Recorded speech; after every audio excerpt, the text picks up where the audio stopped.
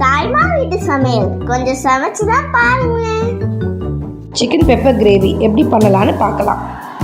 இந்த chicken pepper gravy செய்ய தேவையான பொருட்களும் அதோட அளவுகளையும் ஸ்க்ரீனில் கொடுத்துருக்கேன், நோட் பண்ணிக்கோங்க. இப்போது நம்ம செய்ய தொடங்கலாம். ஒரு பேன் வச்சு அதில் ஆயில் போட்டு பட்டை, கிராம்பு, இலை இது மூட்டையும் போட்டு பொரிஞ்ச உடனே வெங்காயத்தை போடுங்க.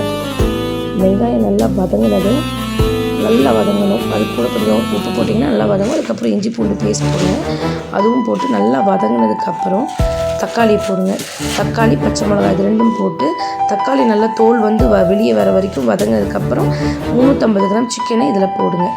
சிக்கன் போட்டு நல்லா சிக்கன் வதங்கணும். அந்த தக்காளி வெங்காயத்தோடு இந்த சிக்கன் merge ஆகிற அளவுக்கு வதங்கணும். இந்த சிக்கன் இந்த தக்காளி வெங்காயத்தோடு சேர்ந்து நல்லா வதங்குற ஸ்டேஜில் 1 ஸ்பூன் மிளகாத்தூள், 1 ஸ்பூன் தனியாத்தூள் போடுங்க.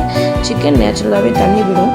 அதனால உங்களுக்கு அந்த கிரேவியோடு சேர்ந்து நல்லா மிக்ஸ் ஆகி வரும்போது பார்த்துட்டு உங்களுக்கு தேவையான கன்சிஸ்டன்சிக்கு 1லேருந்து 1.5 கிளாஸ் வரைக்கும் தண்ணி ஊற்றி இந்த பேன் வந்து ஓப்பன் பேன் வச்சு நீங்கள் வேக வைக்கலாம், க்ளோஸ்டு பேன்லேயும் வேக வைக்கலாம். அது நம்மளோட விருப்பம் தான்.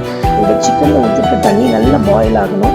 அது பாயில் ஆகும்போது ஒரு 5 to 7 மினிட்ஸில் இந்த சிக்கன் நமக்கு வெந்துடும். வெந்ததுக்கப்புறம் இதில் வந்து கொத்தமல்லி, கருவேப்பிலை, மற்ற மசாலா ஐட்டங்கள் சேர்க்கணும்.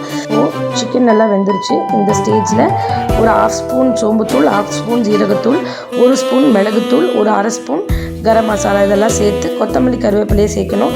எல்லாத்தையும் சேர்த்து மிக்ஸ் பண்ணி மீடியம் ஃப்ளேமில் 2 to 3 மினிட்ஸ் கொதிக்க விட்டால் கமன்னு நம்ம சிக்கன் பெப்பர் கிரேவி ரெடி ஆகிடுச்சு.